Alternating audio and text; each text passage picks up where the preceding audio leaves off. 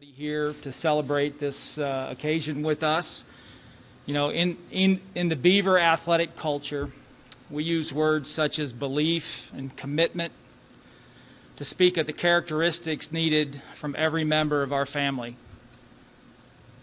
We use phrases as build a dam and stick by stick to describe the process, the actions behind our belief and commitment.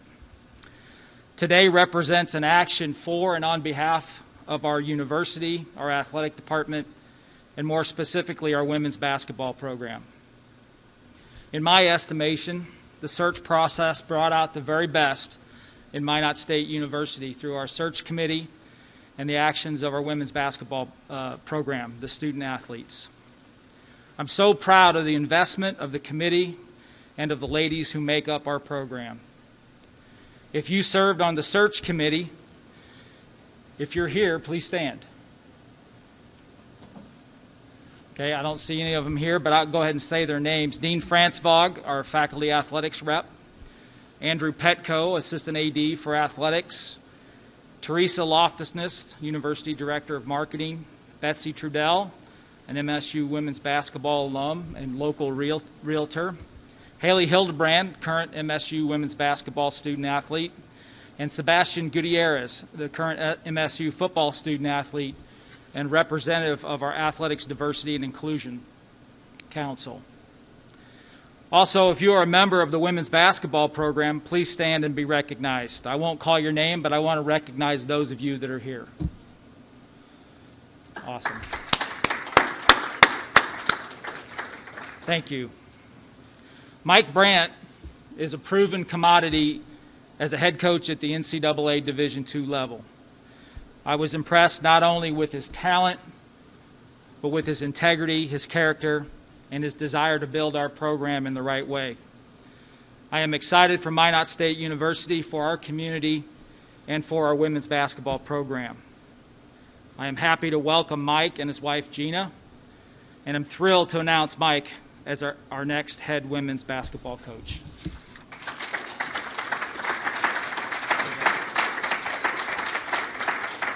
Thank you very much. And initially, of course, I'd like to thank Dr. Shirley, Mr. Carter, the selection committee, the basketball team, and all the other coaches and staff here that were involved in the situation as I came up to interview.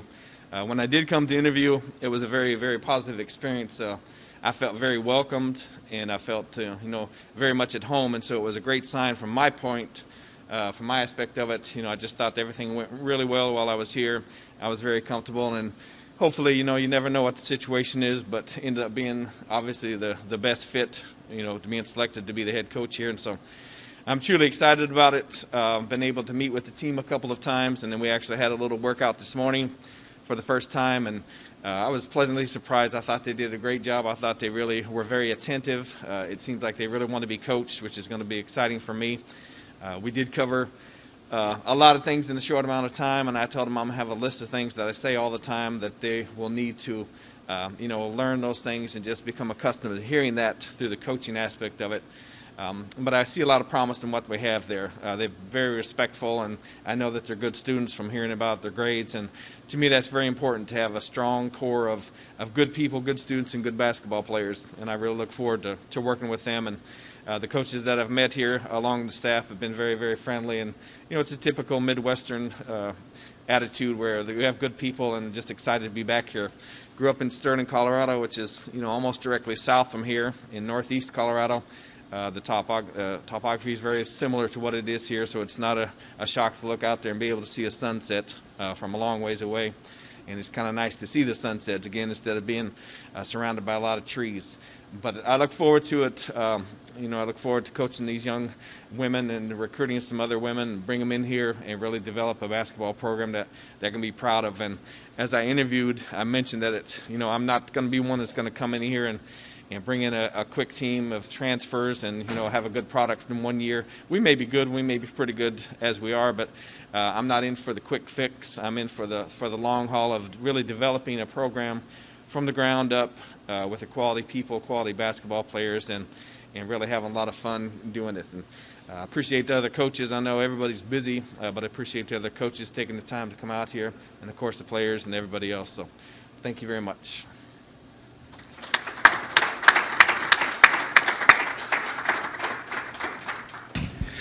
Hey, Coach Brandt, welcome to town here.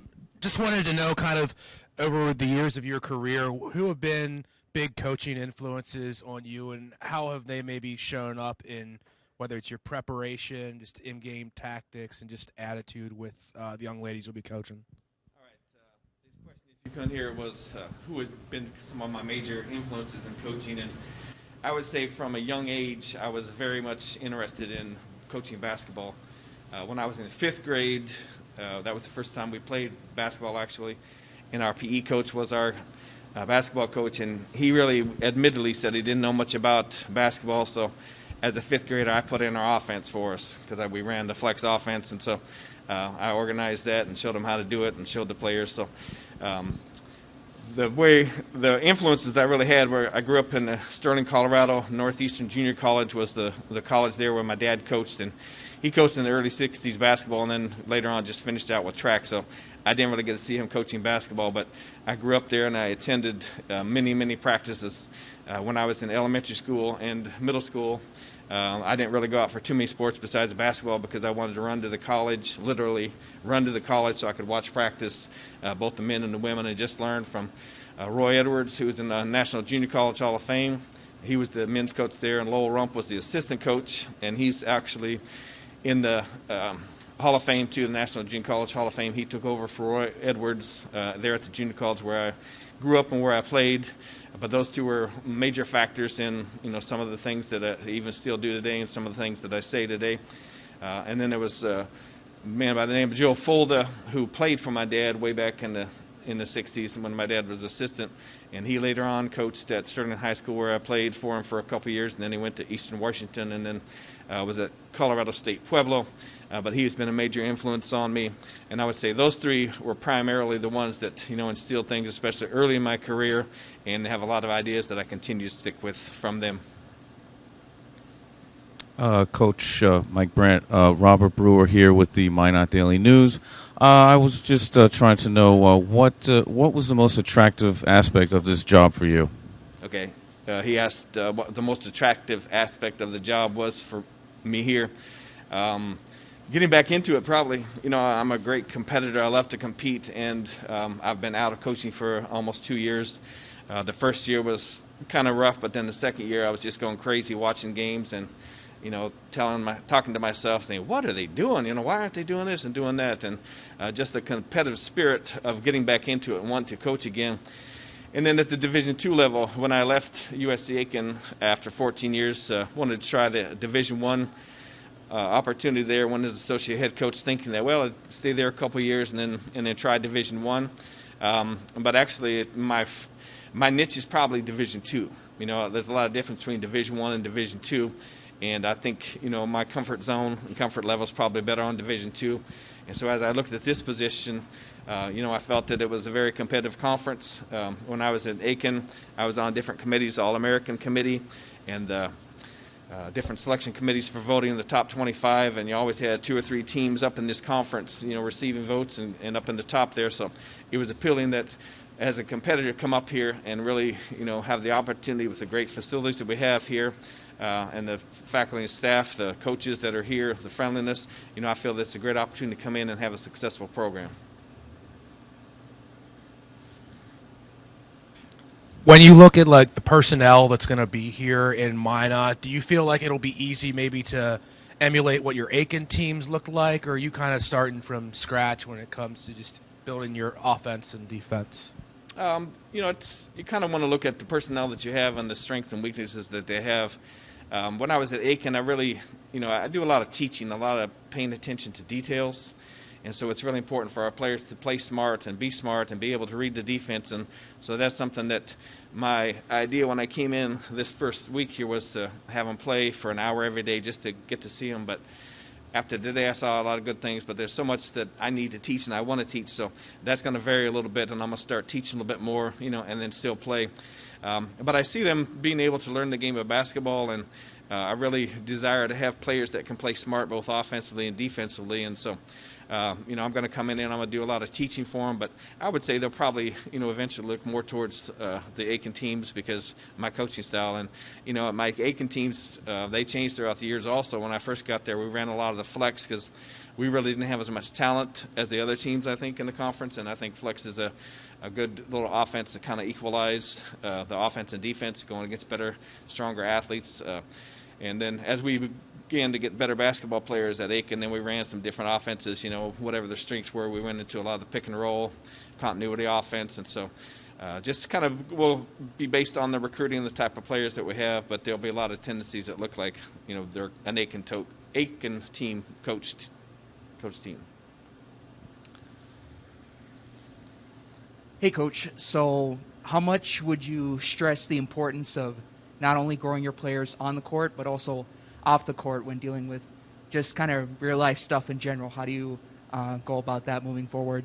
Okay, I think a lot of it's hand in hand. You know, I think so many things that you learn on the court will help you out later on in life, you know, throughout, whether that be the discipline that you have to do on the basketball court. If you're disciplined on the basketball court, you can be disciplined in everyday life, and I think that that's important. If you work hard in basketball, I think you're going to go out in your career and work hard, and hopefully, you know, different ideas like that.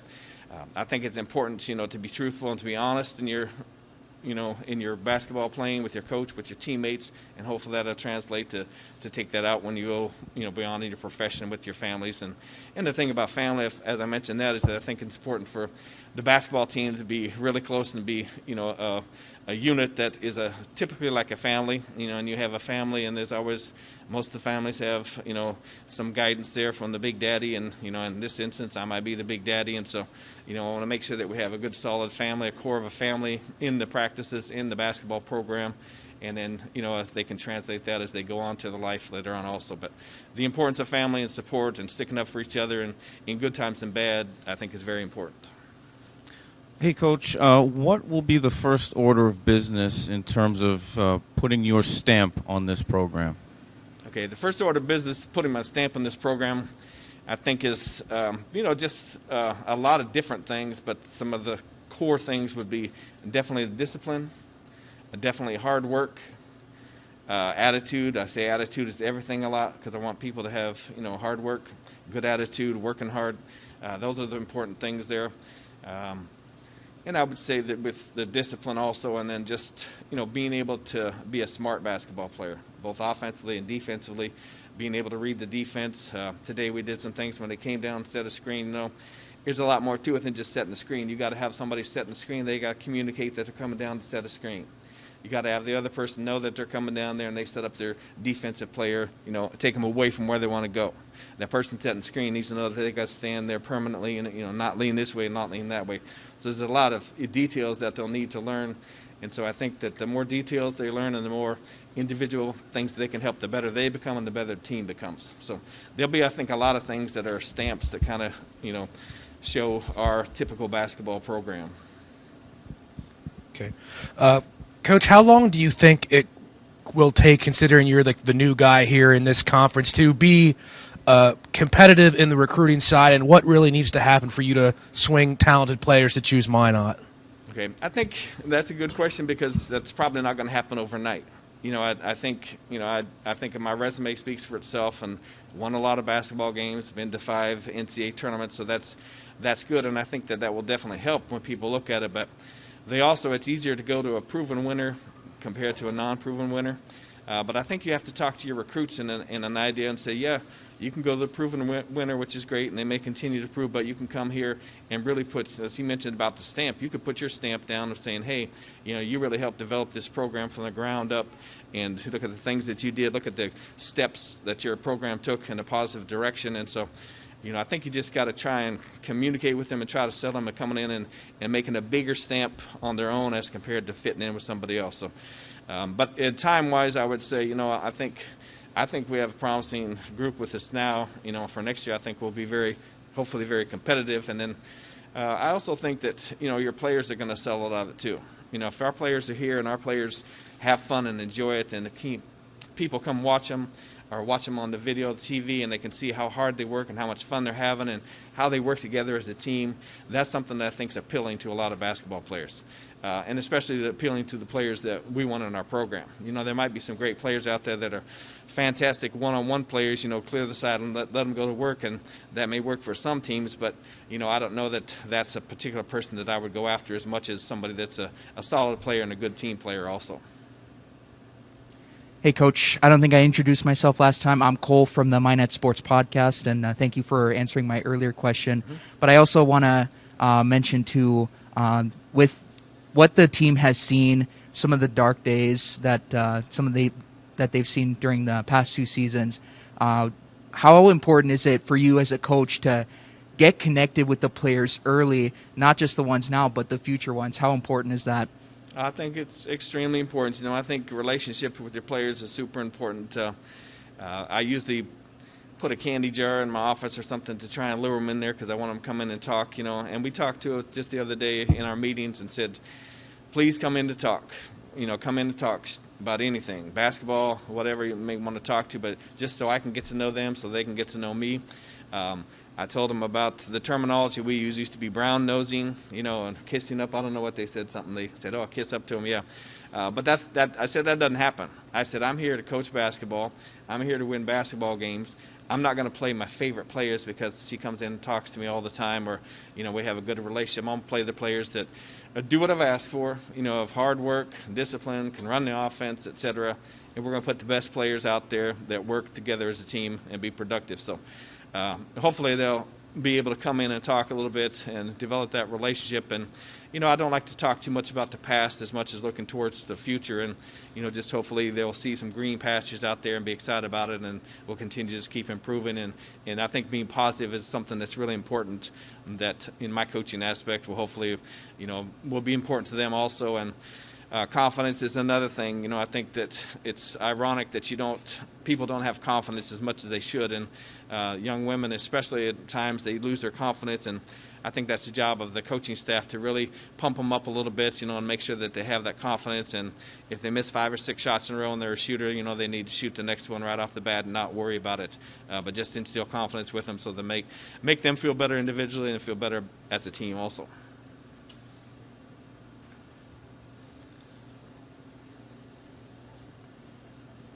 Coach, can you maybe bring up some examples of, say, like you're running something in a practice and maybe your players gave you some feedback that you really took into account and ultimately maybe changed something in a game plan or a set? I mean, just talk about the strategic, communication you have with your players. Okay.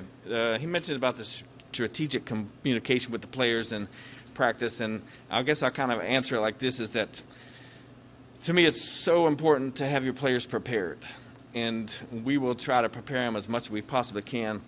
And I think it's important that they don't go against many surprises. Every once in a while, of course, you may get a surprise to go against, but I think preparation to practice is so important that they've gone against a half-court press, they've gone against a full-court press, they've gone against a 1-3-1, they've gone against a 2-3 zone, a 1-2-2 zone.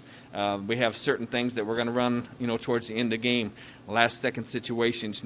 We do a lot of that throughout practice so that we may do every day or close to every day where we have the last 2 minutes of a game and we say the black team's up by 3, white team's down, and get after it and just play with officials and everything the last 2 minutes because I don't want them to be surprised late in the game. I want them to make sure they're comfortable, and 7 seconds left, we need the last second shot. That's easy. We run 15. We practice that. We know 15. Everybody knows 15? Yeah.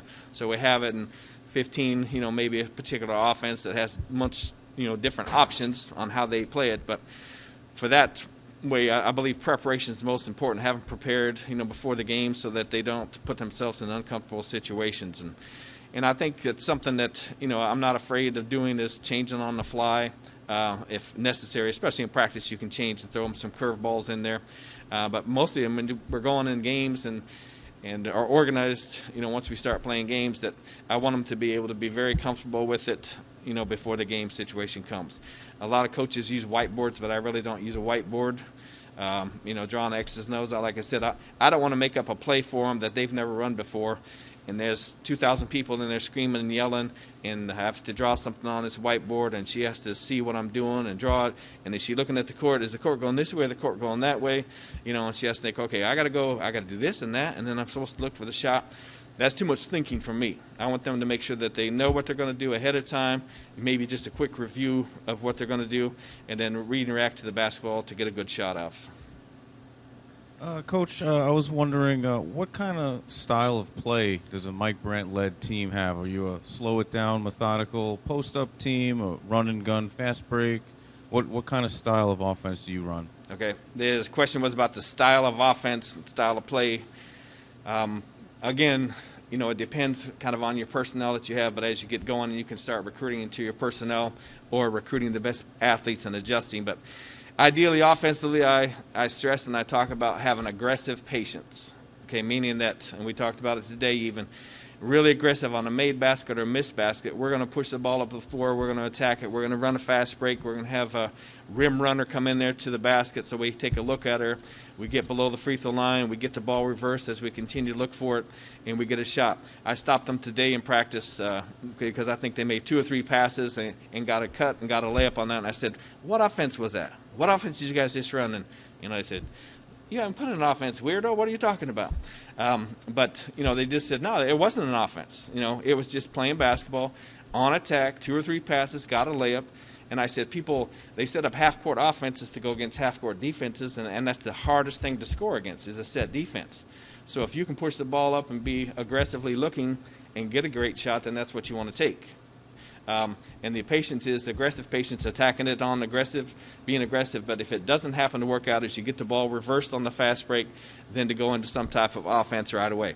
I'm not big on, pushing the ball up there, a couple passes, and then calling the play and setting up. I think it's much more advantageous to attack with a fast break, get it reversed, and get right into an offense rather than have a set, as I mentioned earlier, about a set offense against a set defense, very difficult to score. So I think it's a fun brand of basketball because it is, aggressively pushing up. And then defensively, as I mentioned earlier, we need smart players. And, I find the other team's strengths and try to take away their strengths. And so we'll play man-to-man defense. We'll play 1-3-1 half-court zone. We'll play 2-3 zone. We'll play a soft pressing defense, zone defense, aggressive zone defense. So mixtures of a lot of things. And not only, I think you have to pick a couple of them that are really going to be good for you with the personnel that you have and then who you're going against. But I also like to throw a mixture of a lot of things because if I throw a mixture of a lot of things and show them every once in a while, then the other teams have to prepare for those and take time, to prepare for them, and it may take time away from what they probably should be working on instead of those. So that's kind of my offense and defensive philosophies. Coach, obviously you have a ton of experience. Just wondering, how do you think Division II basketball has changed the most over time, and how have you adjusted? Okay, when you say ton of experience, are you saying that I'm an old man, or is that? Yeah, that's right. Okay, perfect. Division II basketball, the way it's changed, I think it's come a long way. I mean, if you look at the women's basketball game at any level, how much it has grown in the last 10, 15, 20 years, or even 30 years. If you go back to when I started, the athletes are so much better. The basketball skills are so much better. They work together as a team. Just leaps and bounds. It's improved from better shooters. I think every facet of the game is probably better than what it was, and just at a much faster pace because of the athleticism that they're improving. So I think it's really good basketball. And when you're talking about Division II basketball and Division I basketball, there's a lot of Division I teams. I think there's like 364 or something like that. But my goal at Division II is that I want to be better than I want to be better than the lower third of the Division I teams, and I think that you have to be better than those to be successful at a high level Division II. When I was at Aiken, we played quite a few exhibition games and then some regular season games against Division I, and I can't remember what my record was, but we were very successful against a lot of those teams in the games and scrimmages, and that's also, I think it's important recruiting-wise, that you want to say, hey, yeah, we are Division II, but I said, look at how we play against Division I's, And the other thing, maybe not answering your question as much, but from the Division II standpoint, compared to Division I, you're recruiting players that, hey, you come here and we're going to have a chance to make the NCAA tournament. If we make the NCAA tournament, we're going to have a chance to win our regional. If we win our regional and we have a chance to go to the Elite Eight, and we have a chance to win there. So you have a chance to proceed in the regional tournament as compared to a lot of the Division Ones that we may be recruiting against. Their goal is, hey, let's make the NCAA tournament. One shot, you're in March Madness, and probably going to get beat by a team that's really, really good and probably get beat pretty bad. So that's the way I like to recruit, is more successful and give them a chance to play a lot of postseason games. Coach, you mentioned it briefly earlier, but Minot State obviously plays in a competitive conference, the NSIC. How does the quality of the league and the opponents within it impact your rebuild?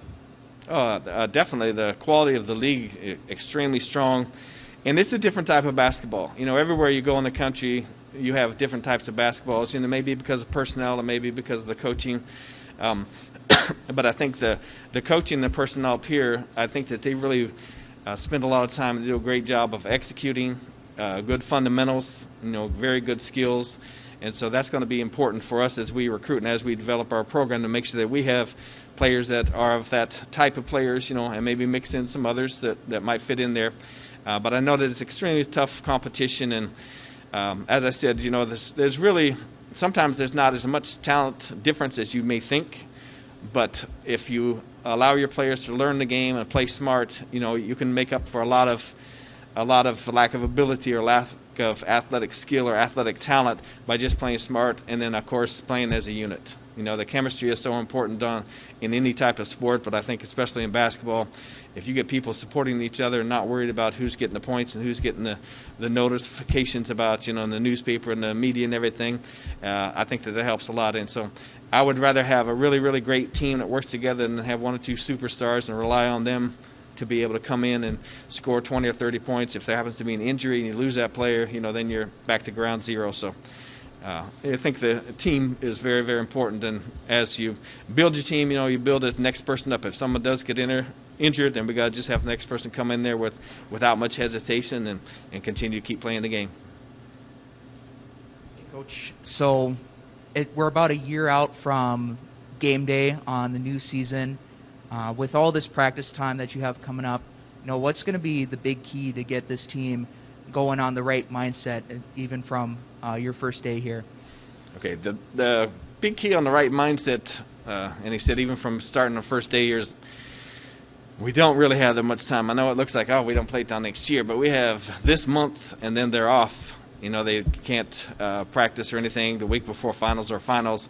And so it's really important to me that I've got to get a lot of my things that I stress extremely a lot, those priorities, which I have quite a few things. And so I talked to them today, and I have a list of things that I normally say, and it's like 3 pages.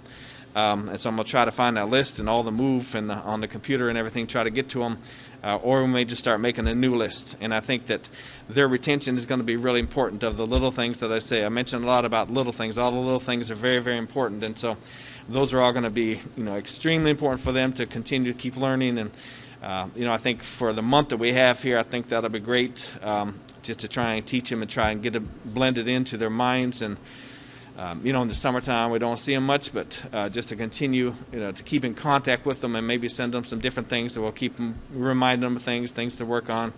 But then in the fall, that fall will be extremely important, because we'll have a couple additional players here, and so that'll be really important. And I really like to have my players help coach. And today we had a great situation where, I'm trying to get them just to catch the ball and square up to the basket every time, no matter where you're at, look at the rim. And so we had somebody on the sideline that was helping us out. If they didn't do it, we blew the whistle and it was a turnover today. But we had somebody on the sideline, just hollering, look at the rim, look at the rim, look at the rim. So that's important to have your players believe in your system and so they can coach it. So in the fall, the players that were here this spring will be way ahead of the ones coming in. But they'll be able to talk verbally to them and explain to them, and help them. And if you hear it from the coach and hear it from a player, that's really going to help. So a lot of the little things that I do will just be transmitted from the players that have been in the system a little bit and know it. So that's going to be an important factor also. All right. Thank you all for coming. We appreciate it. Appreciate all the support. And we're excited for the women's basketball program moving forward. Go Beavers.